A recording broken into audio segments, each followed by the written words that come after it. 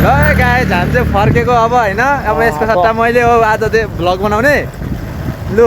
हामी चट्ट होइन छोडा न म भनिहाल्छु नि केटा म अनि टक्कला अब हामी निस्क्यौँ होइन अफिसबाट बाहिर निस्किनुको फाइदा चाहिँ यो छ क्या सब ओह्रालो हो क्या तलैसम्म मजाले होइन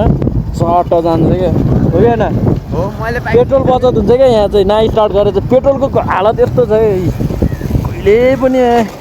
यो एक लाइनभन्दा माथि गएको रेकर्ड नै छैन हो कि नै म बाइक सिकौँ भनेको यसको पेट्रोल नभएर नसिकेको हो यस्तो पेट्रोल हालिदिन्छु भन्दै हाल्दै हाल्दैन त अब के अन्त ए जहिले मै हाल्ने हो केटा हो अरू भने त्यस्तो हो यसले मेरो ब्याड इन्फ्लुएन्स बनाइरहेको थियो किन हो होइन अफिस भनेको राम्रो ठाउँमा हुनुपर्छ कि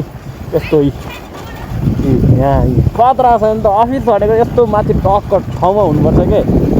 अनि चट्ट माथि उकालो आए पनि तल जाँदा चाहिँ खतरा हुन्छ कि ओह्रालो